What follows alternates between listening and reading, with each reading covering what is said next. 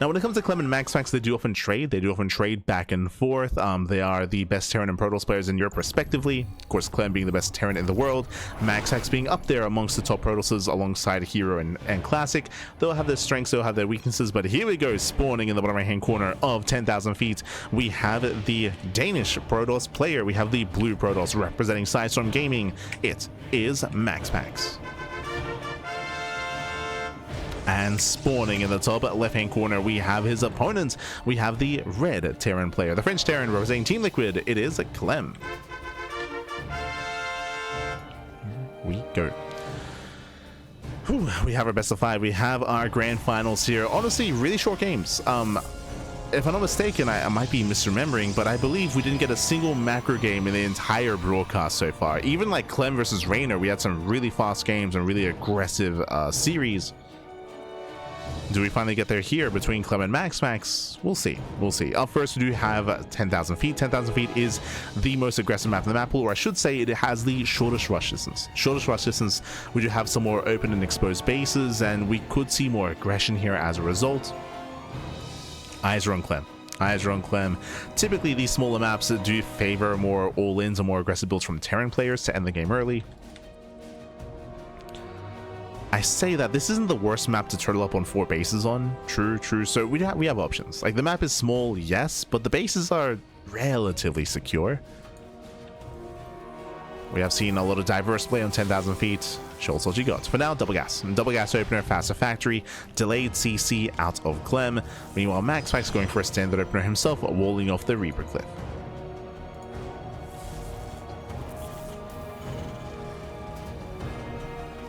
Let's wall off.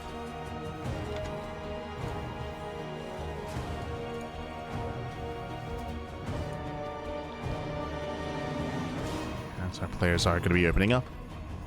From here, we get into our tech of choice. It is not unviable to go for Stargate openers, but I would say that it is less favored on these smaller maps. Like, you can get away with it on Winter Madness or on Celestial Enclave or on White Rabbit, for example, but on these smaller maps, it is quite risky. So because of that, we expect to see Twilight Council.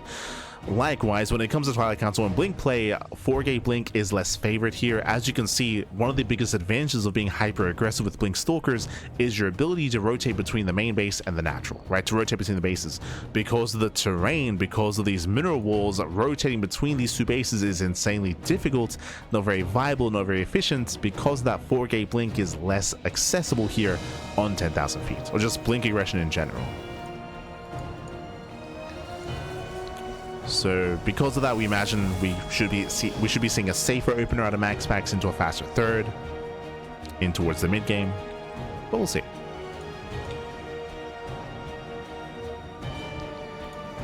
Clem does open Reaper Hellion. No big commitment, no reactor. No reactor in sight. Just some light aggression early on. As the Adept is going to be chased down. Oh, he tries to juke. Tries to, but won't be able to. The Reaper does fall. Behind this, we see MaxPax going into Blink. And how many gateways? We're expecting 3. For now, he has 2. Cool. There we go. 2 gateways into the Robo. We'll see if he throws out another. Clem setting up for the mine drop. And this Reaper Hellion is built to dive into a mineral line. Ideally, would have been triple Reaper, double Hellion, but did already lose 1. I'm trying to bait the army out. Not quite able to.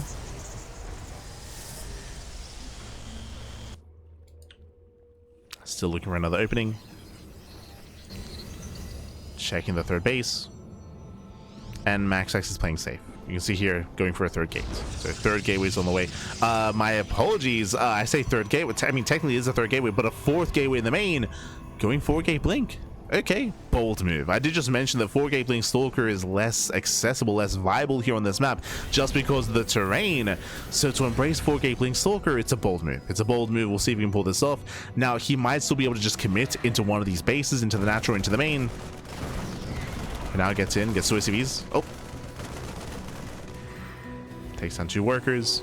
Tank production has begun. What am I dropping to the natural? And Clem scouts an additional gateway. Does wall into main base, doesn't get further into the main though.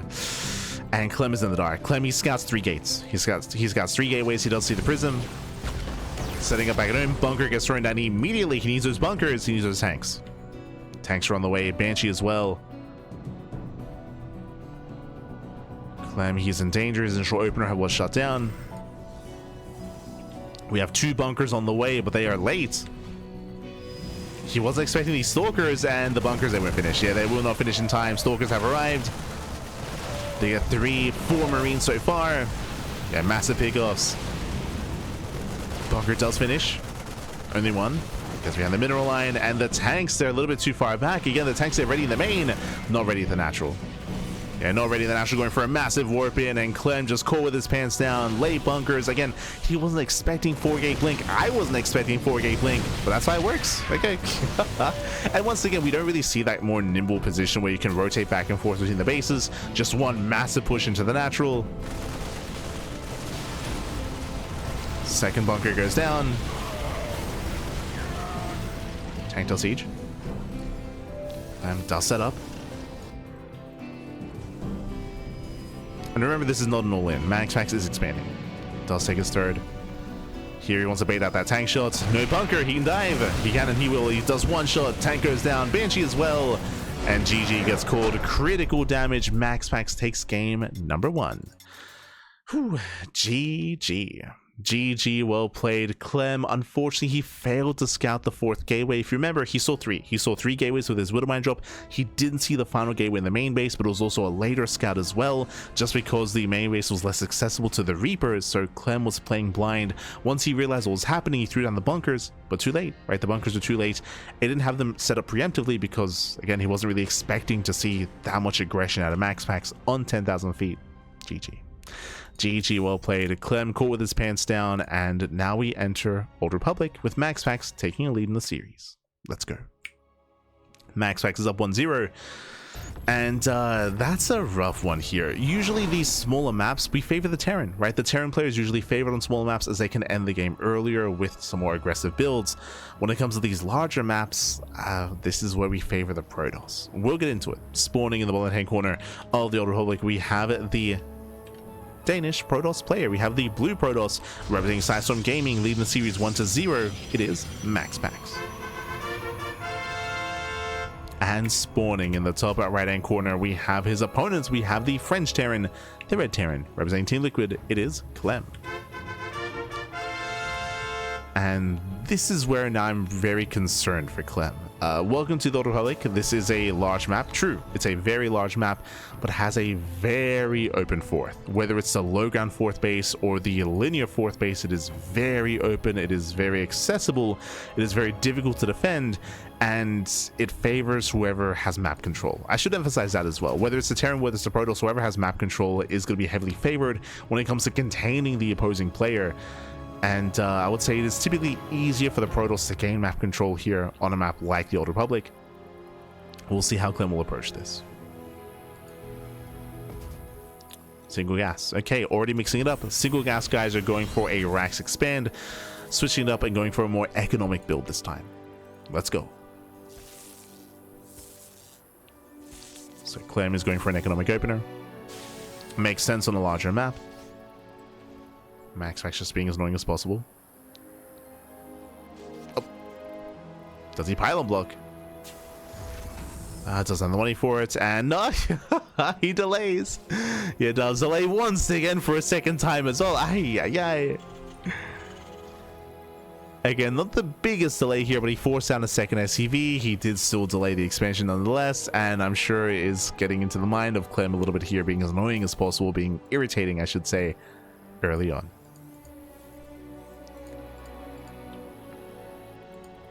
Meanwhile, Clem is hunting down that probe, and he, does find it.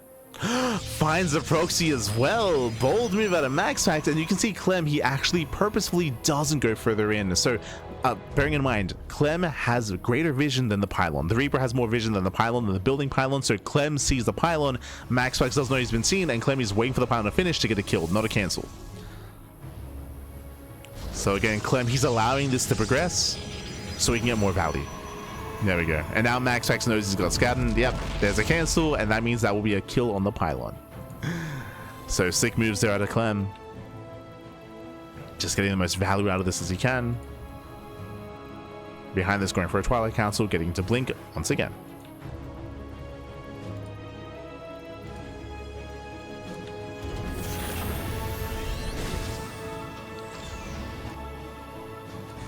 So MaxPax getting to blink Stalkers. Meanwhile, Clem has had a bit of a stronger start here, getting to his own 1-1-1 follow-up. Reaper into the natural, killing 2 probes already. Very nice damage here by Clem.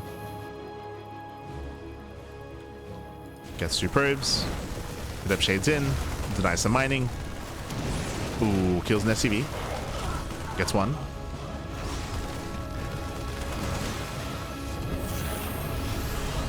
And gets 1 SCV. Does deny some mining here at the natural, so there is some counter damage at least. But overall, a better start for Clem. How many gates? 1 in the main and 1 at the natural. So far, just 2 gate blink. We'll keep an eye on the gateway counts.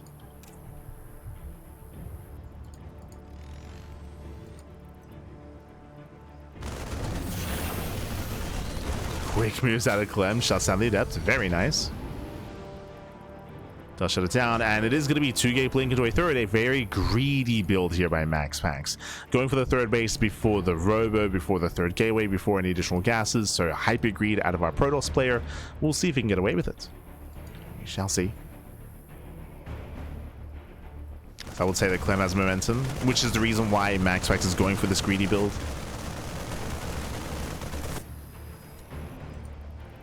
To make up for his losses.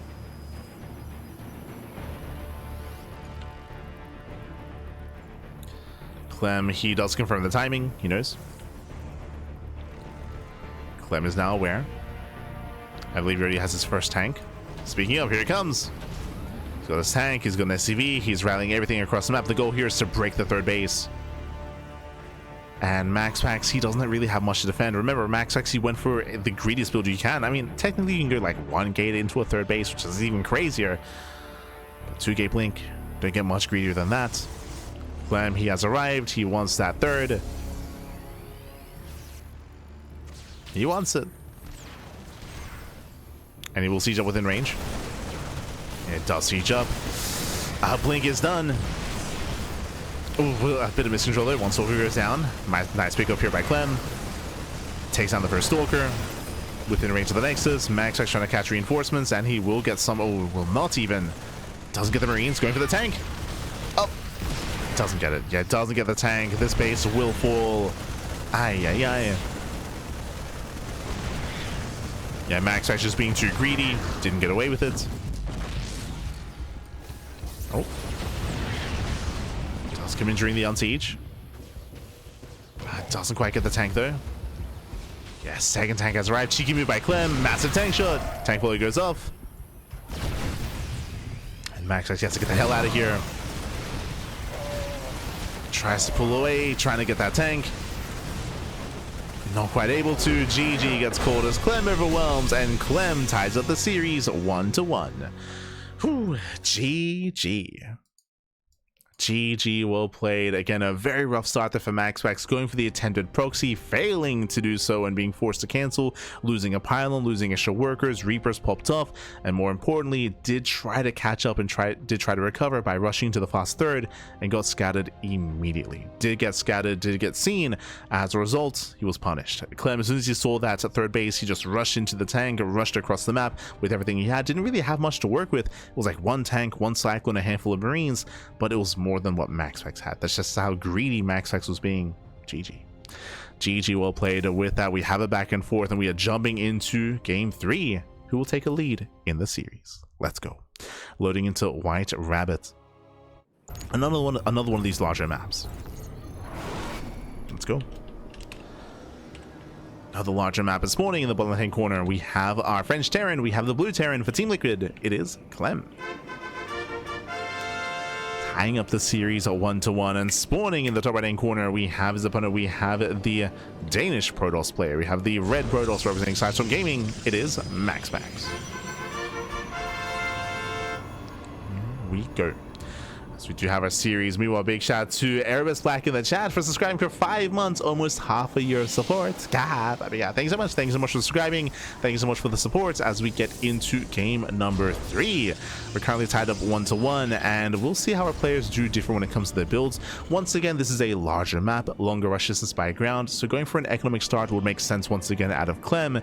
Meanwhile, we'll see if MaxPax attempts to proxy 2 games in a row. Did attempt to last game and was found, was scouted, was shut down, was punished for it. Does he attempt it again, or do we calm down and go for a standard build? Oh, as Clem already does mix it up, double gas opener, going for a faster factory, a more tech heavy start out of Clem. It's gonna be more tech heavy.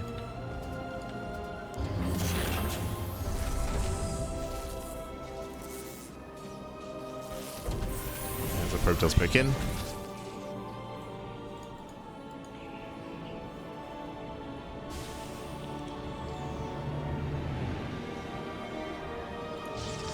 Pokes in, pulls away. MaxPax is just going for his own standard opener, and MaxPax does confirm the gases. It does confirm.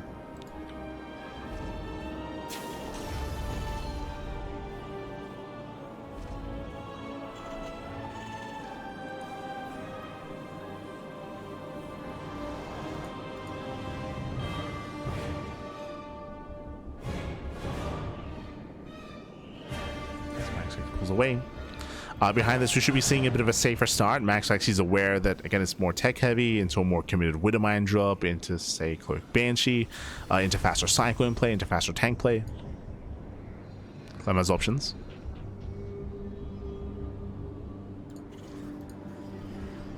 So that's CC on location. We see MaxPax already getting a safety shield battery on the low grounds, just being secure. Yes, that's Twilight Council.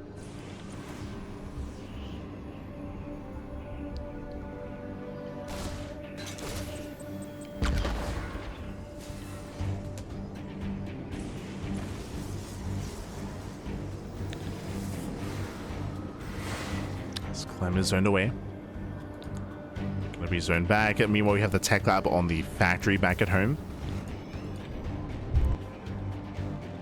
So we're not setting up for a Widowmine drop. This looks like more like a Cyclone opener instead. So no drop play this time. Or no Widowmine drop specifically. Cyclone is on the way.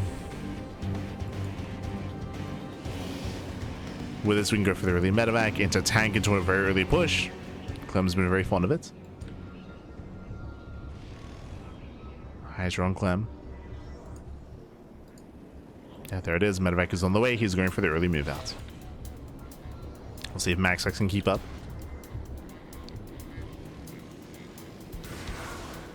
Shades in. Denies mining. Back at home, MaxPax is getting up to, I believe, 3 gates. Oh. As the Cyclone is revealed. So MaxPax, he knows. Seeing the Cyclone, now he knows that there's no Widowmine drop, for example. We have the early tank into early tank push. Again, Clem, he's committing very early on. He's doubling down. He's going for it.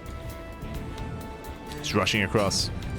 MaxPax back at home. He's got a 3rd gateway on the way. So 3-gate blink. Very safe play to MaxPax. Getting into a 4th gateway. Ooh, this means he can counterattack. So the goal here is for MaxPax to survive and then to counterattack across the map. We'll see if he can. Very strong response here by MaxPax. I'm jumping in. He wants one of the Stalkers. Blink is not ready. Gets one. One Stalker goes down. Star steps in. Oof. Will lose a Cyclone, but does get a 2nd Stalker, and he will scout all the gateways. So Clem, he sees, he knows. Yeah, sees all the gateways, is aware of how aggressive MaxPax is being. And behind this, we need bunkers. We have 1 bunker on the low ground. We have 2 tanks so far. Decent setup. Tanks are sieging. Prism is on the way. And Clem should take a defensive stance.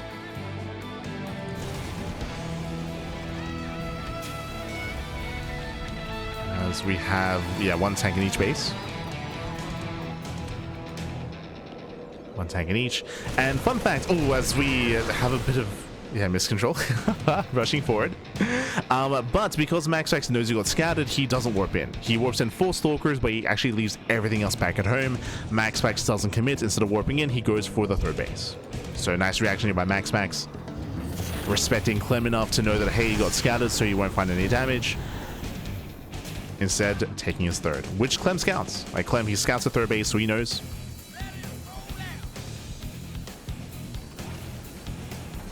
And coming into this, I do favor Clem. Just because MaxPax, his 3rd base is late. It's a late 3rd base. Why is it late? Because of all the gateways, right? Because of the heavier gateway counts. Before expanding. A heavier gateway count that wasn't really done much with. MaxPax didn't achieve much with it. And we're building up into the sim timing.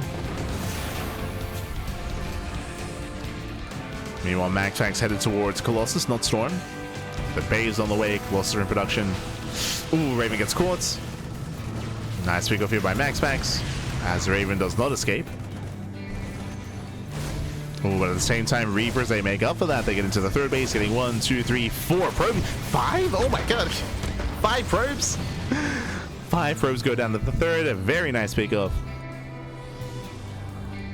Clem gaining momentum as he expands. Okay, 3rd CC's on the way, so no 2-base all in out of Clem. I mean, again, the map is just too large for that. So Clem takes the lead and is looking to get into a longer mid game.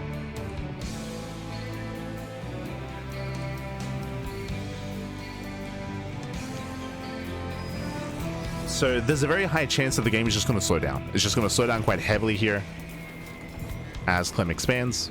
We'll see if he does go for a move out. Clem's very, I mean, I say Clem, Terran players have been quite vocal about in this kind of game state, especially in the latest patch, it is more viable to just turtle up and max out and get up to 4 bases and have a superior composition getting into ghosts. We'll see if that's the case here. So Prism is cornered. Viking is on the way.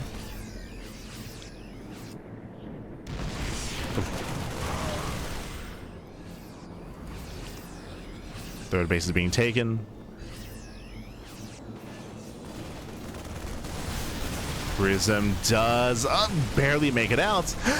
Barely not. Barely not. Prism goes down. Zealous as well. Nice defense here by Clem. Again, he's establishing his 3rd base. And then from here, we can set up some SimCity. Depots, turrets, sensor towers. Wall up with our tanks. Get a 4th CC and just turtle up. Again, that's kind of what we're expecting out of Clem. That's what the current meta does dictate. And we'll see if MaxPax can break a turtling Terran. Can break a turtling Clem.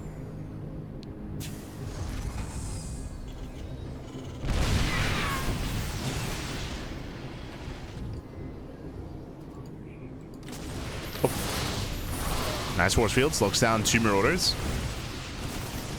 2 Marauders get picked up. MaxPax ready for a Zealot run by.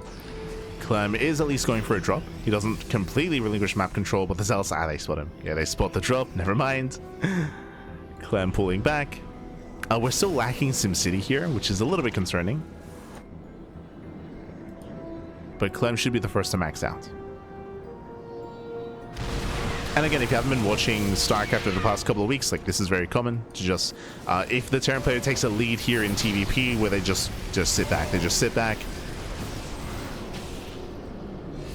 and be defensive. This is where it's on MaxPax to do a couple of things. One, he needs to mass expand. He needs to mass expand, take all the bases, get a greater economy, and try to catch up and keep up supply-wise, and then try to just hammer down and try to, like, break into these bases, trading up mainly Zealots.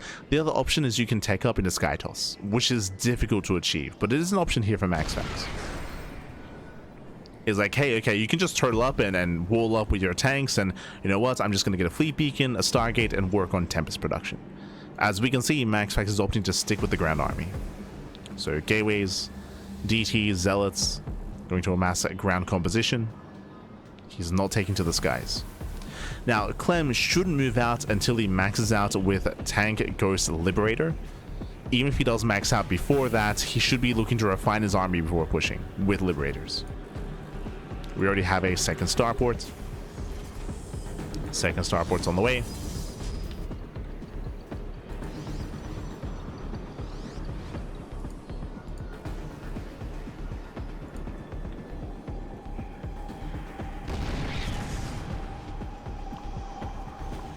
Brings him into the main. Takes down the turret. Okay. Turret barely goes down. Nice EMP. Clem is holding. Clem, he's holding on. Our Templar, they threaten the army, but alas, Clem, he's ready. He's got his turrets. We should soon be seeing the fusion core. That'll be for the Liberators. Oh, Clem is going for the triangular third. That's going to be difficult. So very quickly, when it comes to this kind of game state here, and again, Clem's win condition is turtle until he perfects his army. But specifically, this triangular third and the linear third are very spread apart. Clem is going to be spread thin. This is going to give MaxPax a window of opportunity to actually break Clem to fight with half his army. And here we go, he's collapsing in, getting a little bit of Ghost. Yeah, Ghosts are going down, no Sim City, massive pick up here from MaxPax. Vikings, they hold their own there. Yeah, they hold their own. They get one of the Colossus. They get one, they get two. Does he get all three? He does. Yeah, all three Colossus go down. The Vikings, they punish. Zell's traded well, but MaxPax gets punished. Ay, ay, ay. Losing almost every Colossus, and this would have been fine if he had escaped with the Colossi. That wasn't the case. That was not worth it for MaxPax. Clem, he successfully defends. And we should be seeing that fusion core soon. Soon, yeah. There it is. As if on cue, fusion core is on the way. That's going to be for Liberators. And again, Clem should not move out. He's just chilling, building up. We can see MaxPax working towards disruptors. That is a way to approach the later game. It's quite difficult. Okay, switching into disruptors. Other reasoning for this is disruptors are safe against Vikings, and they're also safe against EMPs. So eventually in a later game, we do want disruptors. So they collapse in, they take down the initial bunker. Never goes up. No major connection.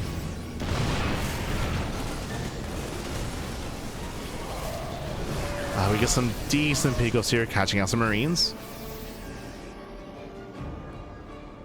And again, this is all that MaxPax has to do, is just like poke in, trade out Zealots, pull away, look for another opening, look for another avenue of attack. I do think that there are opportunities here just because Clem is spread thin, but he has some nice SimCity here on the right hand side. Like, this position is looking very fortified. The area in between the bases is more open. Meanwhile, the triangular third base is also a little more open as well. MaxPax moves in, gets up the ramp, never goes off. Ooh, nice connection. Yeah, never connects. So far, some solid connections here with those disruptors. MaxPax pulls away. He'll lose the final. Oh, barely saves the final Colossus. Does save. And it's on MaxPax to do everything he can to make sure that Clem never takes a fifth. So on 4 bases, he should never get a fifth.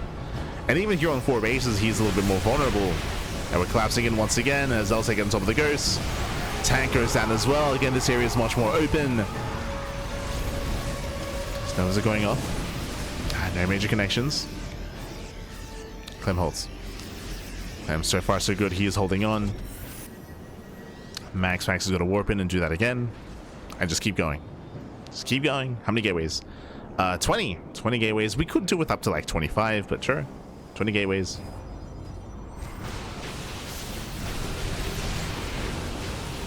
Fifth base on the way is going to be denied. Remember, this is the win condition for MaxPax, is make sure Clem never expands. I mean, it's twofold. It's one, make sure Clem never expands, but two, make sure you're always trading with Clem's army to force him to spend his resources and dry him out. The Liberator does push forward. Remember, there's no tanks with this. There's no tanks. There's no SimCity. This area is more open, but this is very Stalker heavy. Where are the Zealots? P goes off. Yeah, Zell's not coming in. Nice splits out of Clem. Yeah, Novas are not quite connecting. Zell's now, they've arrived. Oh my, the splits, Pappy. Jesus. Clem, he's crazy. Yeah, splits are crazy, and MaxPax is going to be forced back. But again, he just had a very Stalker-heavy composition. Nice Nova towards the end.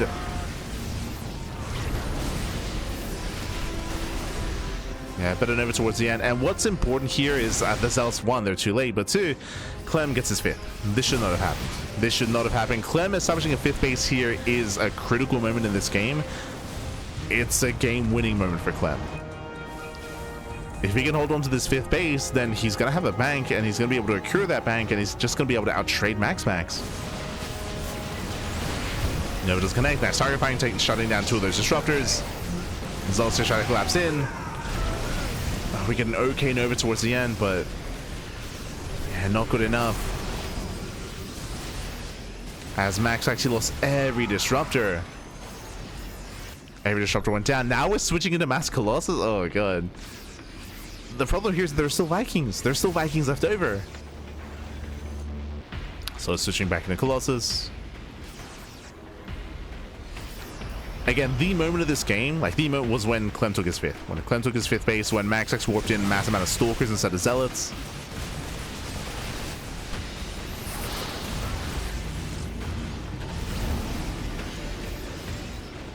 And MaxPax is in trouble.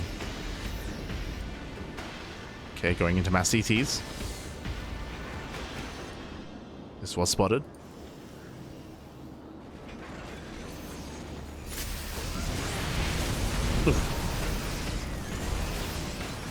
Shotpick goes down. Zealots are shut down as well. Sorry, DT run by it gets denied. Nice target firing on top of the disruptors.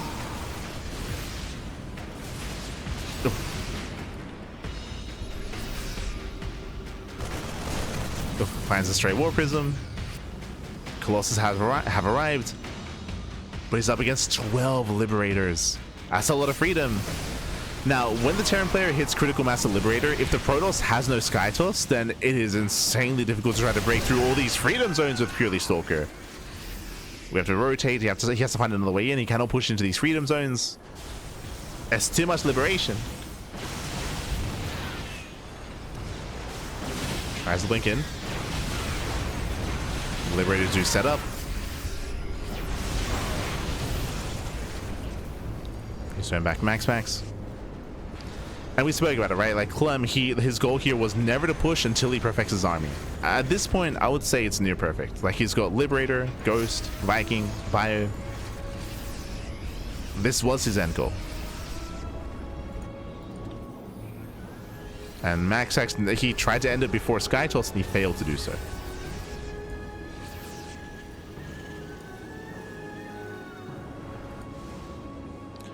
Now, there's still potential here for MaxPax to try to like engage early on, get a decent trade, then pull back and warp in more Zealots. Oof. How many Vikings? 9. There's 9. You see Clem just hoping and waiting for MaxPax to take a bad fight. It's also on Clem to unsiege, re-siege, and reposition his Liberators to keep up the rotations. So far, he's doing it. That's so good.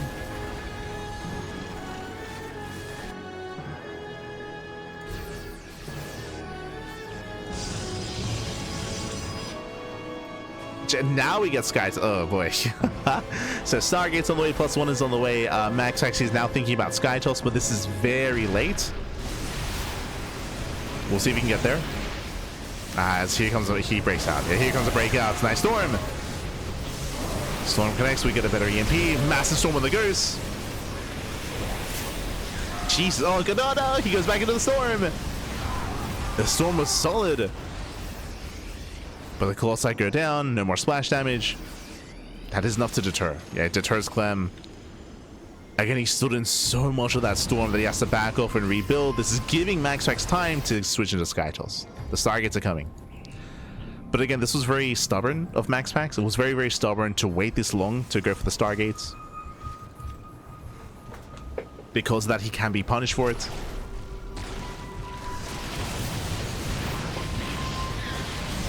Nice figures with the Stalkers. Liberators late to siege. Okay. Miscontrol out of Clem. Clem Hill's focusing elsewhere.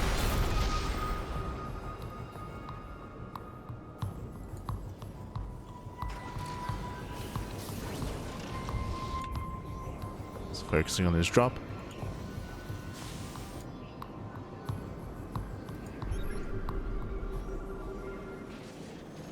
And MaxPax still doesn't have a fleet beacon, by the way. He's got 3 Stargates and +1 on the way, but no fleet beacon. Oh, that's 2 Liberators. Not bad. Oh, Jesus, but here comes the main army. Clem, he breaks out. Meanwhile, MaxPax, he has an opening. Yeah, there is an opening here. As Clem has no army. Gets 1 Ghost. Gets 1, 2, 3. Oh, never mind. Nice clutch cloak. Very clutch. Storm of the Vikings. Center left goes down.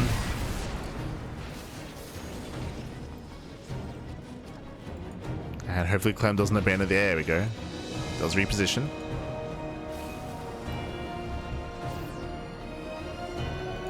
Does look to reposition. Clem getting a 6th expansion up and running. Ay, ay, ay.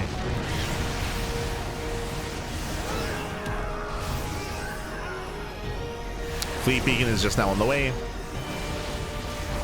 Yo, we're gonna get the 22-minute fleet beacon. Let's go. Oh no, the ghost. He wants the EMPs. He's coming for him. There's no observer. Gets a snipe off. Gets a high Templar.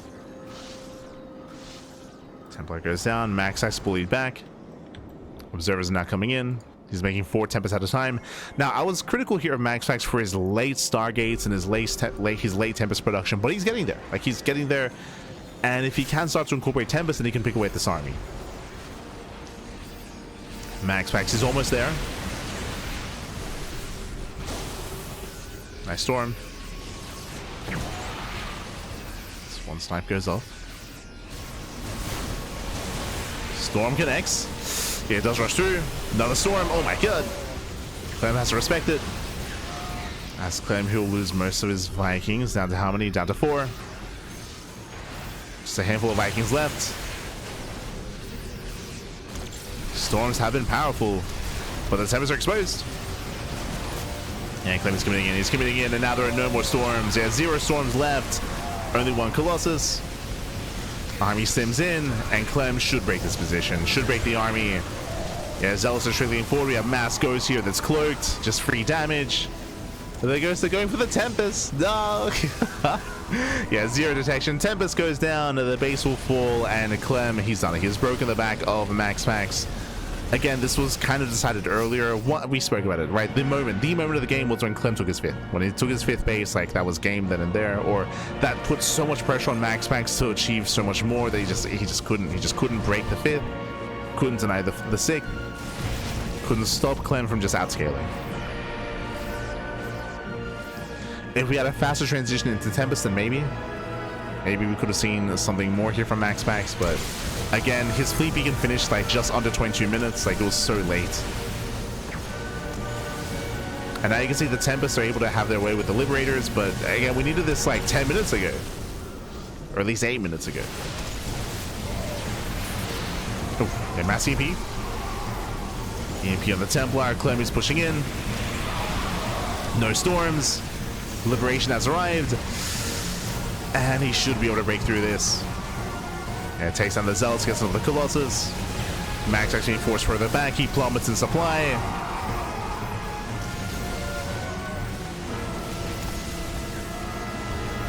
And again, the Tempests are trading well for themselves. If only we got them sooner, Pap. Yeah. Aye. The other Tempest goes down.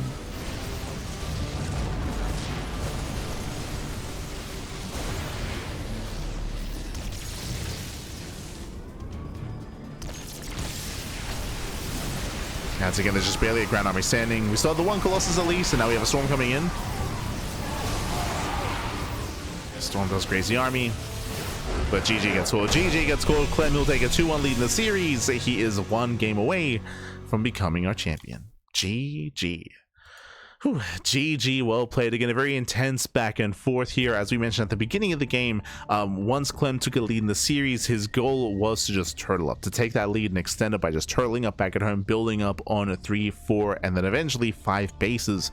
The pressure was on MaxPax to stop that from happening, to be able to break the 4-basing player and to deny the 5th. If you recall, there was a pivotal moment when MaxPax was outside of the 5th base, was looking at it being taken, and he warped in a wave of Stalkers instead of Zealots, which means he didn't have an army to actually engage with Clem. It was too Stalker heavy. He had a couple of Disruptors, but again, he just could not collapse in on the army. His army was too expensive, too gas heavy with all those Stalkers, and he was just bullied back. It was bullied back. Once the 5th base was taken, momentum was taken away from MaxPax and given to Clem instead. GG. GG, well played. With that, Clem takes a lead, and now we're going to be loading into a much smaller map, going to be loading into Tourmaline. Let's go. Let us go. Loading into a much smaller, much more aggressive map in the map pool. Let's go. Spawning in the top right hand corner here of Tourmaline, we have the Danish Protoss player. We have the blue Protoss representing System Gaming. It is MaxPax.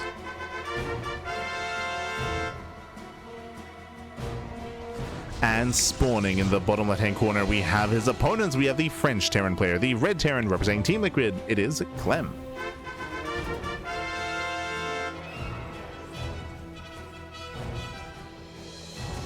Here we go.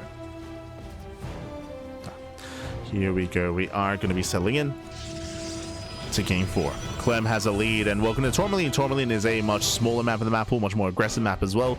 We expect to see all-ins. We expect to see our players get into each other's faces. It is difficult to defend on 3, 4, and 5 bases here on Tourmaline, so we expect to see a shorter, more aggressive game instead.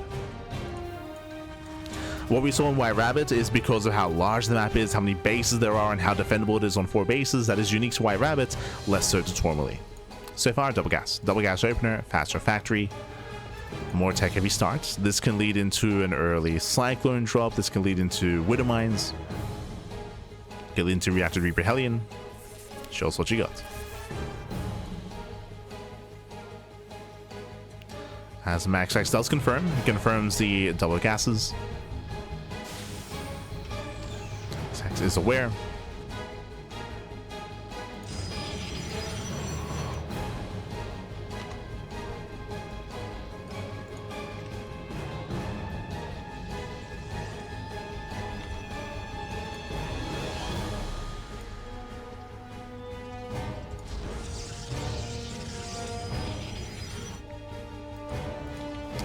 Are building up. One day, Protoss players remember how fast carriers with upgrades outscaled by a Viking, and that will be a sad day for Terran players everywhere. What are you on about? For those that are curious, when it comes, I mean, we already spoke about it during the last game, but ideally you do want to switch into a more Tempest heavy composition if you're failing. If you fail to break the 5th and fail to deny that base being taken, then ideally you do want to start to switch out. It's a really hard call to make, switching into Tempest, just because it's kind of like you're admitting that like the aggressive like ground army has failed, and then that you just like can't stop the Terran player from just outscaling and perfecting their army. So it's a hard pill to swallow, and eventually MaxPax did swallow that pill, but it took so long. As we pointed out, like again, it was like what, 22 minutes by the time the fleet beacon finished. The goal there and the hope was that he could try to break Clem earlier, and clearly that wasn't the case. I would imagine this is a bit of a meta like response, but I would imagine as we get more and more into this patch and into this map pool, and when it gets more apparent that this kind of game state is more common, where the Protoss player can no longer break a 5-basing Terran, that they will be a lot faster and a lot more willing to embrace a fleet beacon. Like I would imagine that that's how the meta is going to shift over the next couple of weeks, is that Protoss players are a lot more willing to switch out of ground toss. Right now they're kind of locked into that kind of mindset just because of the previous patch and the previous map pool, but as that happens more and more, I do think that Protoss players are going to be more willing to get out of that. It just takes time.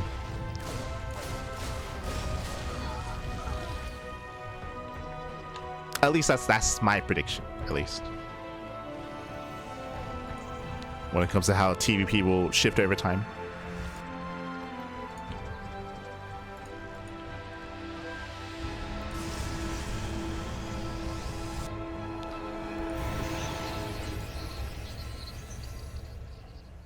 it's either that or on these more defensive maps, we just see like all-ins.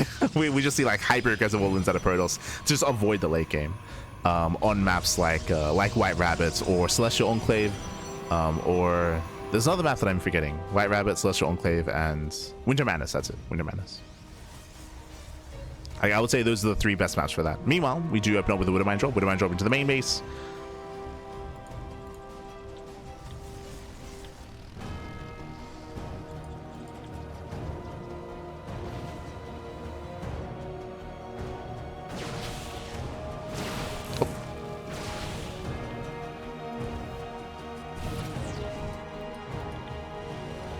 Does drop in, and we do have Clem setting up for an earlier stim timing. So earlier stim here at a Clem, going to be delaying and kind of skipping any kind of like Viking or Medevac or Liberator production here. So it's going to be a much earlier push out of our Terran. Is building up, getting ready for that. So meanwhile, back at home, it is going to be a Blink-based opener. We have our Twilight Council, gateways being thrown down. Blink is now done, and once again, we have 4-gate Blink out of MaxPax. Let's go! For the 3rd time this series.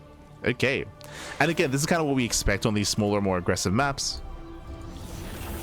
We saw this on 10,000 feet. We saw this attempted on Winter Madness, true. Dives in, it does go for the dive, takes down the tank, tank does fall. Nice pickup. And again, we have the second tank in the main base of the rally here. It doesn't quite rally to the natural, not to the low ground. Clem taking some hefty losses here. At the same time, dropping into the main, forcing a defensive warp in.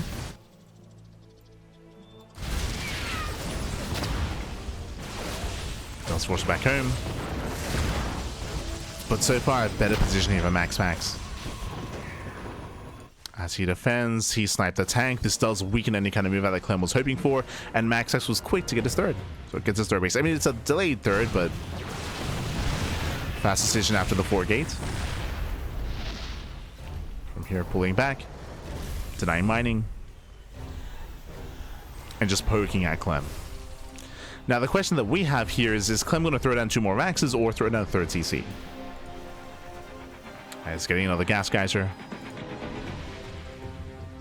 Clem is still contained. Going for the dive once again, sniping the tank. This is getting out of hand. Yeah, the bunker is going to fall. No more tanks, no more bunker. Clem is in danger here. He does have stim. He can stim forward. But again, he has no backbone to this army. And he's stuck trading while MaxPax saturates. Well, it gets his 3rd base up and running, gets saturated, builds up his economy. Now there's no tank in the main, which means MaxPax, he can just go for the rotation. Oh, going for the reactor. Doesn't quite get it. But again, this is all just keeping Clem busy back at home. Just poking away at his defenses. Bringing them down. And being greedy behind it. Soon, MaxPax can even take a 4th. And back into the main base. This time he will get the reactor. Reactor falls, limited medevac production. We have a 3rd CC on the way for Clem. He's going to try to turtle and try to break out and try to expand. Try to macro out of this.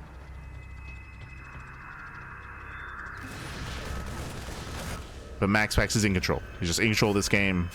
4th Nexus on the way. Snipes a medevac. Oh gosh. Gets a medevac as well.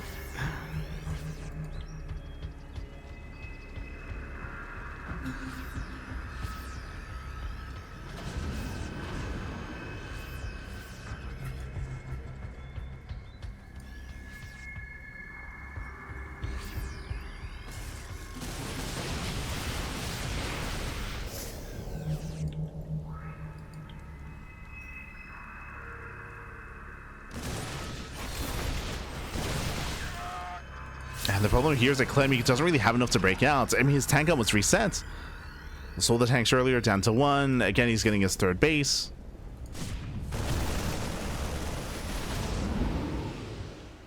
You know, MaxPax just enjoying his map control. Getting his 4th operational. MaxPax is going to be the first to max out. And Clem, he's got a ways to go. He's got a ways to go here.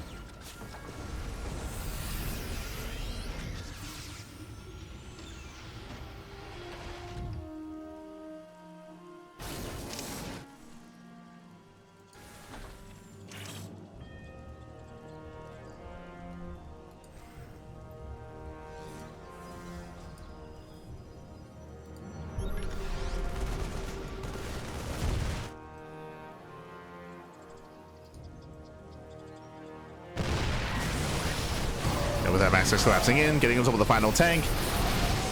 Tank goes down, Widow Mines are still yet to set up, and MaxPax just going for the kill, going for the throats. Again, he's just gotten so much momentum this game.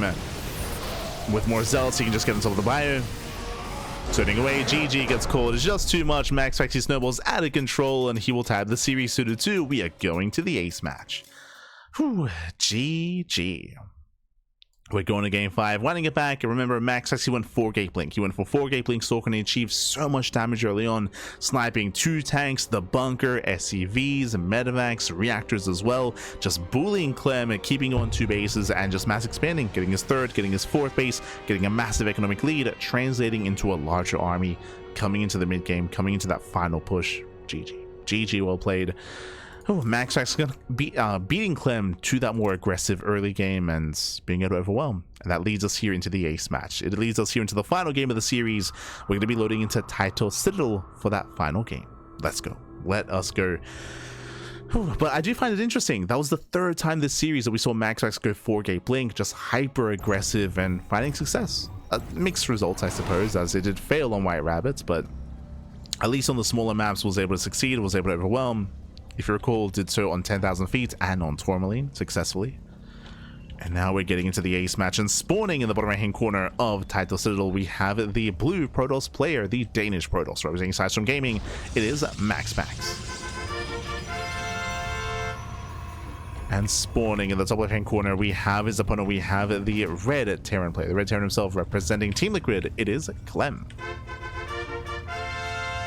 Here we go.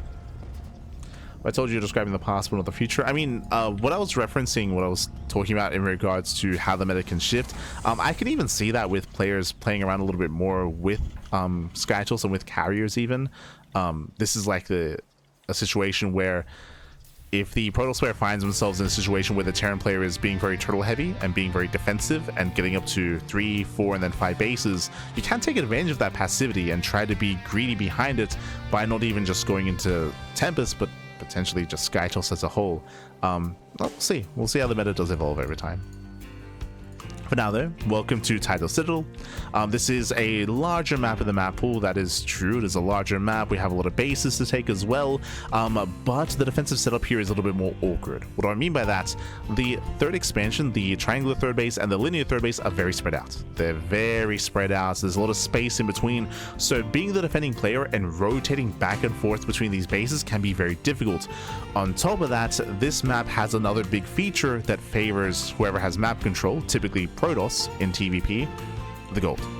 The gold base here. Because of this, if we end up in a situation in the mid game where Clem is stuck at home, stuck getting his 3rd and getting his 4th base, then MaxPax doesn't just have map control, he has a free gold. He has a free gold base to have a massive boost in mineral income, to go for a very zealot heavy mid game to break a defending player. So that's something that's going to be more applicable in a longer game state if we end up in something similar to White Rabbits. For now though, economic start. Single gas opener out of Clem, going Rax Expand. Going for the Rax Expand, economic opener out of our Terran player. Meanwhile, we do have our factory follow-up, and we'll see what MaxPax goes for. Twilight Council again. Does he go for a Stargate opener, for example? If he goes Twilight Council, how many gateways? How aggressive does he plan on being? I don't really like the idea too much of going 4-gate blink on Title Citadel. I don't know if it's necessary. We'll see if he plays it out safe or greedily.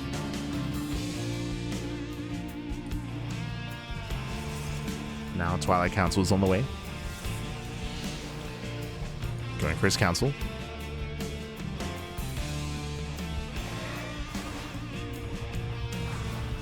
Reaper dipping in between the bases. Have our 1-1-1 from Clem. A Dep gets behind the mineral line, not bad. Denying mining. Denies mining, denies the economy. The Reaper does not get any probe kills. So far, so good for MaxPax.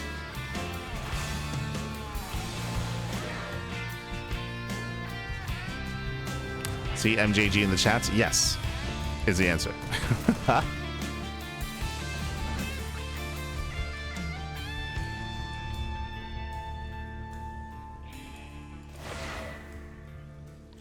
Because the tournament that is happening at the moment just began, and it goes for another 4 hours, and it usually ends at around 4 a.m. my time. I would like to be asleep at 4 a.m. So yes is the answer. There is a reason. Blame daylight savings happening in Europe. Feels bad, man. But daylight savings hit Europa, so now it starts very late.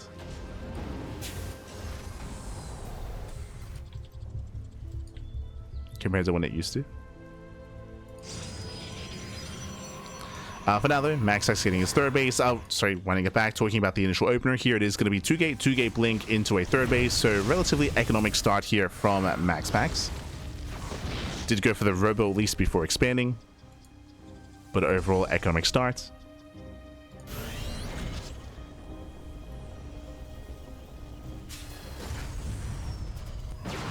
So we have the Widowmine drop into the main. The job moves in. Widowmine's do burrow. Shot goes off, and so far gets one Stalker. Gets a Stalker, denies more mining time. Nice retargeting here out of Clem. Being as annoying as possible. And there we go. One more probe goes down, but alas, did deny so much mining in the main. Not bad. Not bad at all. Gets a full scout. So the medevac does, of course, confirm the third base. Does pull away. So Clem, he's aware that MaxPax has been more economic. We're building up into the mid game.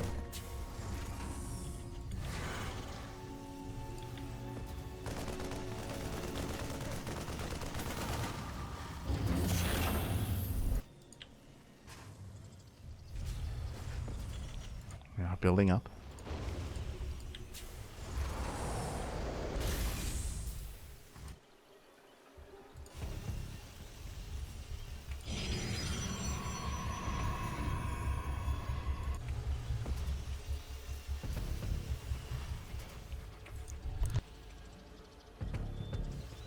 And from here, we're probably just going to slow things down.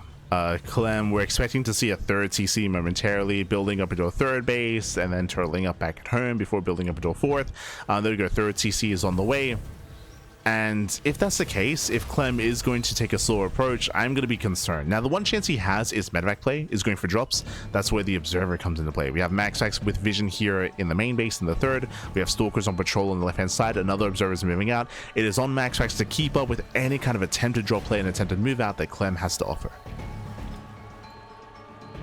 So MaxPax just maintaining map control. And if you recall, something we did mention at the start of the game is that if MaxPax can contain Clem, he can get rewarded with the gold. The gold base will be his reward as a fourth. And from there, he can just snowball out of control. So the pressure is on Clem. He does spot the Observer. Not bad. Observer gets sniped. Stalkers, they do try to engage. And Clem veers off towards the left-hand side. Does peel off with his double drop. There is a Prism moving into Scout. And he does spot this. Oh. Or does he? Yeah, there he does. Does spot the medevacs. MaxPax is aware. He rotates over. And rotates, snipes the medevacs. Gets one. Does get one. Clemmy breaks out. He's committing.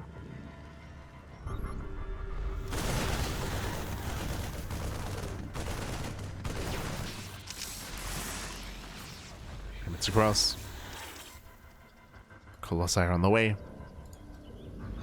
Up. And Clem, can he deny the fourth base? I mean, he could. There's plenty of bio. Alas, just now Scouts sees the fourth at the same time. Oh, Zealots hit the third base of Clem, causing distraction. And Max actually keeps up. He's up with the rotation, keeps up with the army. More Zealots are on the way. And Clem doesn't find a way in. There was an opening earlier, but he just missed his timing.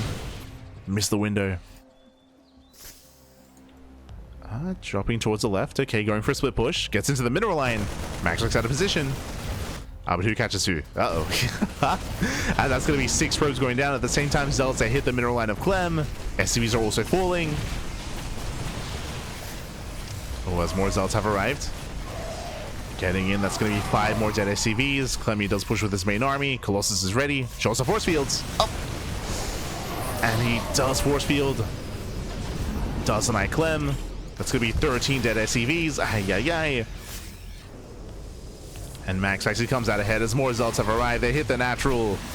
Clem getting pulled apart. 22? Oh my god. 22 SCVs. Clem is committed. He's going for the Doom drop into the main. He has to get some damage done. And Clem commits in, but alas, he's forced to pick up. Bleeding out Marauders. Expensive losses here for Clem. And Clem is in trouble here.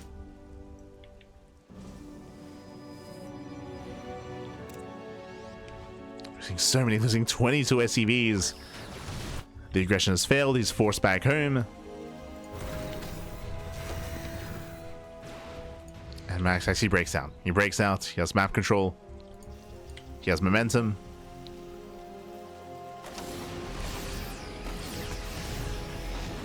Clem is in trouble. Oh. As Colossus move in.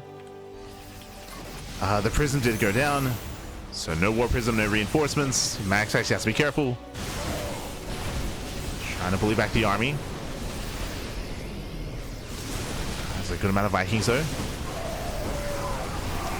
Vikings have arrived. Decent trades here with the Colossus. That's a lot of swipes on the pyre. But these weapons are so delayed. Yeah, so very delayed here. Still decent trades from the Protoss. Once again, picking up more Marines. Zealots take Kai back. Another Colossus has arrived. Boys are being pulled. The boys are forced to be lifted. And does he have enough? Oh my god. It's still so close. Yes, Clem, he's trying to hold on, but GG gets called. Too many losses. Another 11 dead ACVs. The third base was broken. And MaxPax, he will take the series at 3-2, becoming this week's champion. GG. GG, well played again. Just a really rough start for Clem to lose 22 SCVs to the Zealot run by. That was brutal. Zealot to the third base, Zealot to the natural, critical damage. Alas, we saw that Max actually was just out trading Clem with the Colossus. Technically, yes, Clem, he quote-unquote survived there, but he had taken so many losses that he just fell too far behind, right? Losing so many SCVs, losing so much of his army. GG. GG, well played with that MaxPax does overwhelm. He never even had the opportunity to take the gold. Like we were hyping up the gold base on this map that MaxPax could take, but didn't even need it just because of how much damage the Zealots were achieving. This also leads into what we said at the beginning of the game, how the bases are so spread out, right? The bases on Title Citadel, they're so spread out. So Clem trying to respond and trying to react and trying to defend against the Zealot counterattacks, it was so difficult to achieve that. It was so delayed to rotate, to move his army. It was being pulled apart. GG.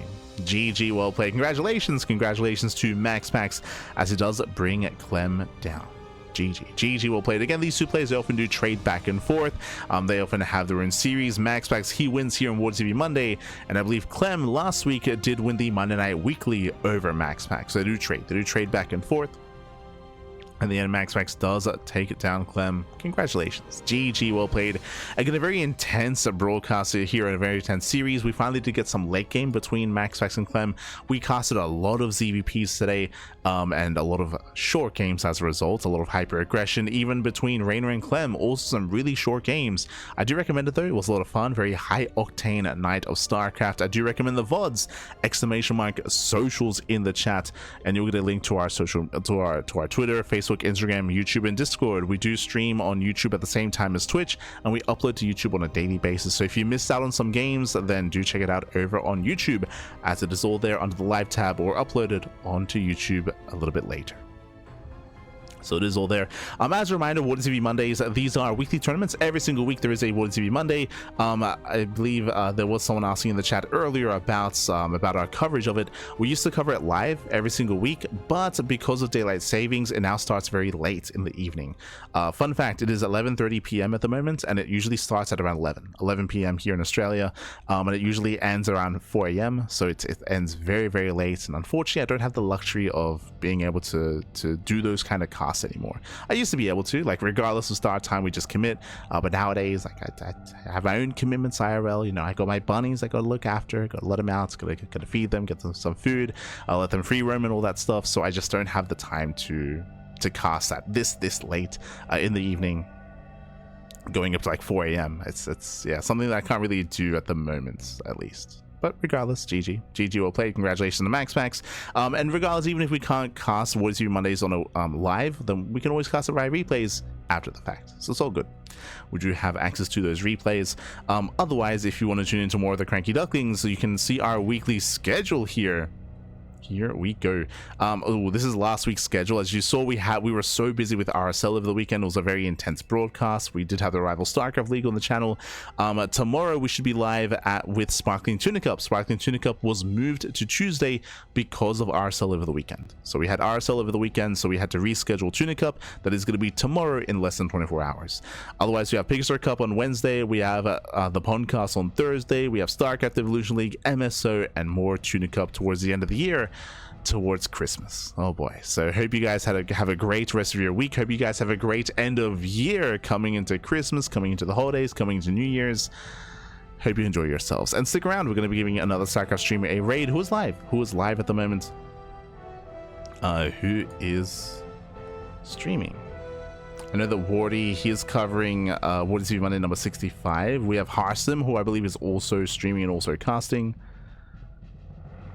Loco, he's casting the RSL replays. What else do we have? Well, we could give Harsim some love. Give him some love. Give him some support.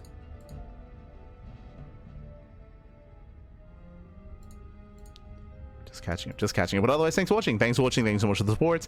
Again, stick around. We're going to be giving another StarCraft stream a raid. We'll give some love to old mate Harston, who I believe should be casting as well over on his channel. Otherwise, thank you so much. You can also support us via Patreon, !Patreon in the chat. Our Patreon does fund our tournaments. It funds the Tuna Cup. It funds the Sea Duckling Open and the Master Swan Open as well. It is all funded via Patreon, so you can support us there if you wish. Otherwise, we'll see you guys tomorrow for the Sparkling Tuna Cup in less than 24 hours. We'll see you then. Until then, ciao, papi ciao, hasta luego. Take care. Happy holidays.